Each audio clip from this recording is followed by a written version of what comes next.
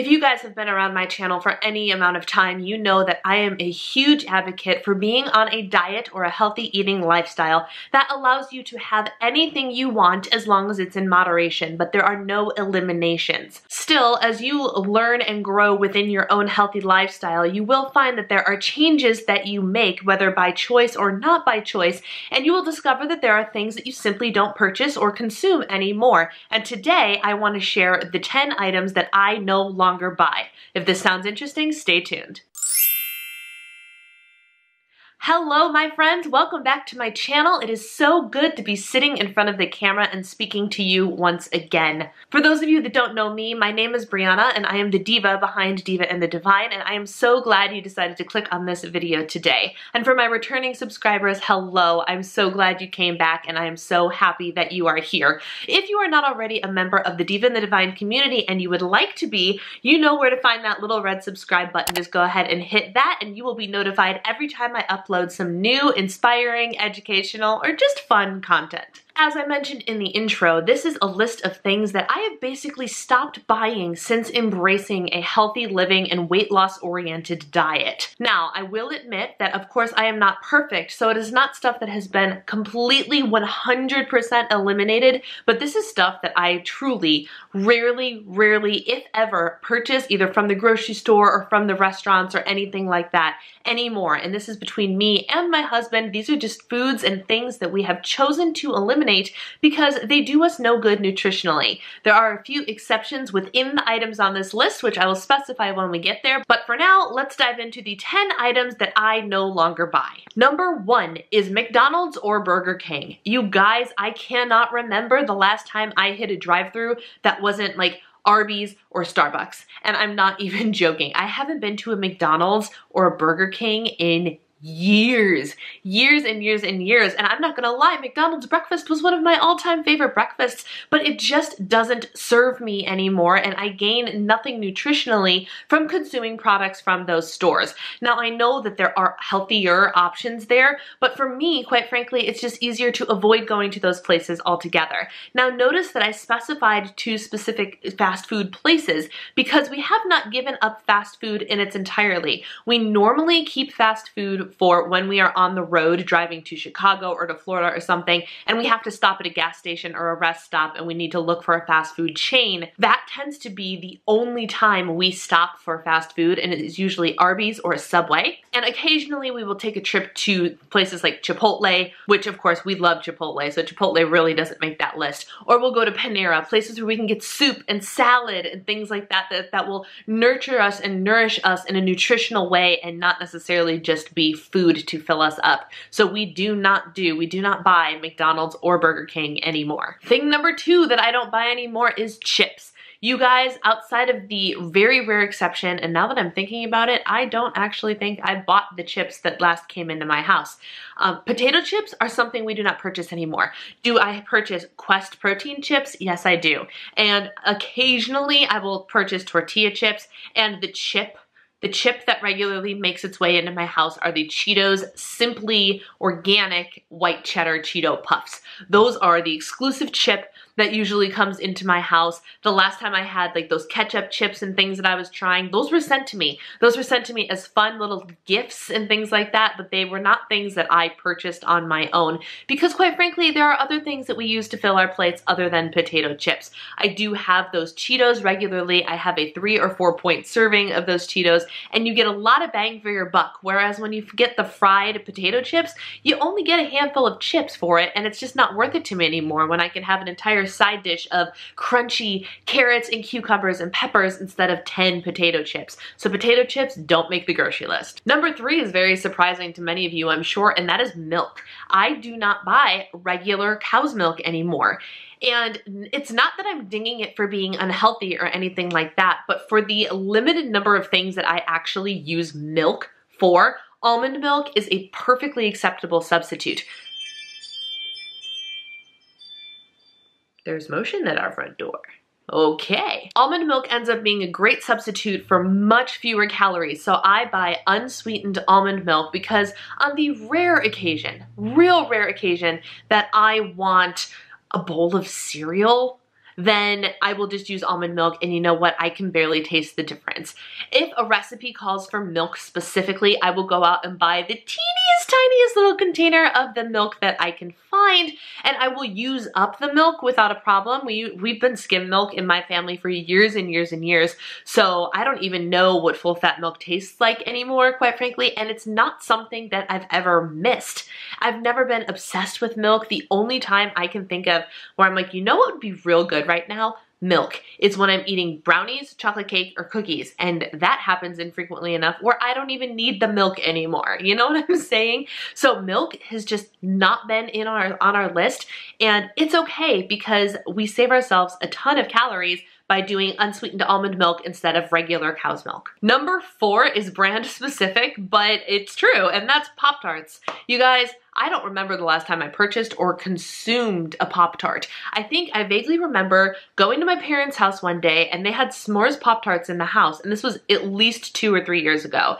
And I grabbed one and I was like, ooh, that sounds good. And I remember eating it the same way I would when I was a kid, which was I'd peel off the graham crackers around the side and save the middle for last. I'm weird. This is how I eat all of my foods. I save the best parts for last. And for me, that's the middle of the Pop-Tart. And I remember being so disappointed in how much filling to graham cracker ratio was in that s'mores Pop-Tart compared to when I was a child. Like, it wasn't just me growing up and realizing that it was wrong proportions. I am convinced that Pop-Tarts changed their proportions, which is neither here nor there. My point is, it's been that long. I've eaten one once in probably the last 5 or 6 years, and it wasn't even that good. So it's not something I buy because it's so easy to spend so many points. One serving of Pop-Tarts is one Pop-Tart, not one package of 2. It's one Pop-Tart, my friends.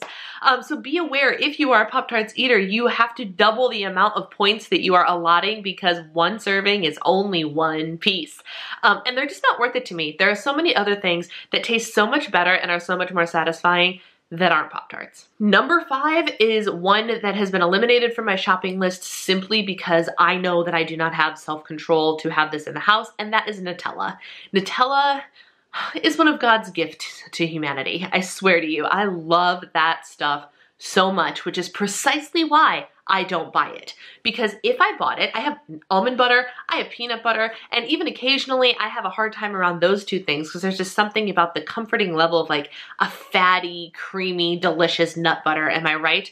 Nutella is essentially like hazelnut butter with chocolate, and it is, oh my gosh, so good. If I had access to an entire jar of that all the time, I would find an excuse to dump pretty much anything in Nutella, and the points and the calories and the fat would rack up so high that it is just a saving myself from my own self-sabotage measure to eliminate Nutella from my house. Thing that I don't buy, and number 6, is candy, and this is one thing that does have an exception to the rule. First, you will notice that Smart Sweets ends up at home for me a lot. That is what I'm calling diet candy. It's only like 100 calories for the entire bag, very, very low in sugar, 1 to 3 grams of sugar, and doesn't actually count as candy, but what I love about it is it gives you a candy vibe.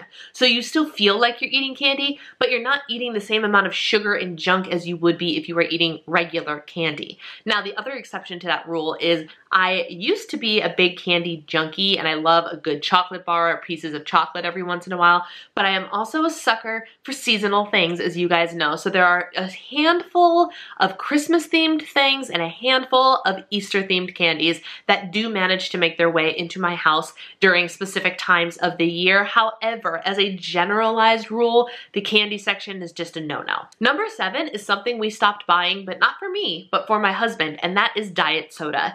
When I met my husband, he was a huge diet soda drinker, and while I was thankful that he wasn't a regular soda drinker and consuming all of that extra sugar, the aspartame in the diet soda isn't much better for you, my friends. Now, I know this is going to offend a lot of you because a lot of you are diet soda drinkers. You do you, boo. But for me and for my household, my goal was to talk my husband out of using the aspartame and having the diet soda, and eventually I did it, and he hasn't had a soda in, I don't know, 3 years now? 4 years now, something like that, and it's absolutely incredible. We drink LaCroix or sparkling water of whatever brand in this house to give him that bubbly flavor or that bubbly feel, that satisfaction that he used to get with the diet soda, but we have not purchased or consumed. I've never consumed soda of any kind, so it was never an issue for me because I just never really drank it.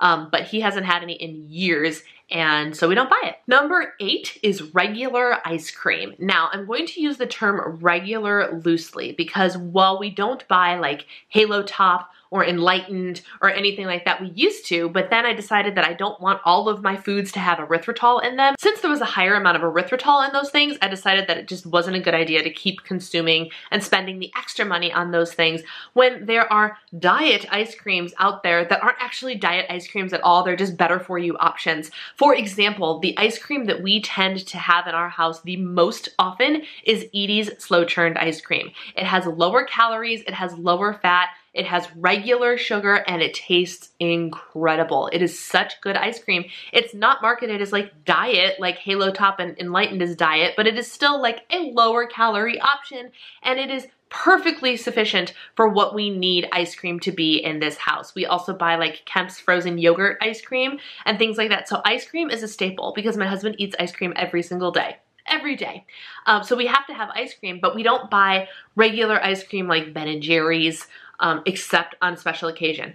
Randomly, occasionally, when you need that little something something, I'll buy like a pint of Ben & Jerry's or something. But as a general rule, it is the frozen yogurt type ice creams or the slow churned type ice creams when we can get them. Item number 9 is non-Greek yogurt. Since I tried Greek yogurt, I became obsessed with it, and now I don't even see a point in regular yogurt anymore. I love the thickness that fat-free Greek yogurt has. I don't usually eat Greek yogurt with fat in it. I tend to put my own fat in it, which I know sounds really silly, but I really like the no fat to high protein ratio of my yogurt, and I'll mix things in on my own. But the fact is, once I started eating that consistency of yogurt, I couldn't go back to regular yogurt because it tasted like water to me. It was very, very weird and incredibly unsatisfying. So I don't buy regular yogurt anymore in any way, shape, or form. We are a Greek yogurt only household. And thing number 10 is fried food. This is more of a things we don't necessarily order when we're going out type of thing. I can't remember the last time I ordered fried chicken or anything like that. Occasionally, if the table orders something fried, like fried pickles or fried mozzarella sticks, I will partake in one item or a couple of little fried pickles or something, but I have not ordered a fried food dish in ages, and rarely do we bring anything like that home. And if we bring home something like I don't know if I don't even actually know if they're fried or not, but like chicken tenders that are in the freezer section. We air fry those. No oil, no deep frying, no anything like that. So you get the same feel as fried food, but it's not actually fried. We do that with our dumplings and our wontons and all of those things, but we do not actually do fried, oily, greasy food in our house anymore. And that's it. 10 things that I have stopped buying since being on a weight loss journey. Let me know in the comments below what some of the items you have given up since pursuing a healthier diet. Have you given up chips? Have you given up a specific cookies? Have you given up a trigger food? Let me know in the comments below and start a conversation about the long list of things we no longer buy. Because bonus, if we don't buy them, we save a little bit of money, am I right? If you like this video, please give it a thumbs up, and like I said, if you'd like to join our community, hit that little red subscribe button down there. Thank you guys for taking the time to watch. Take care, and I'll see you soon. Bye!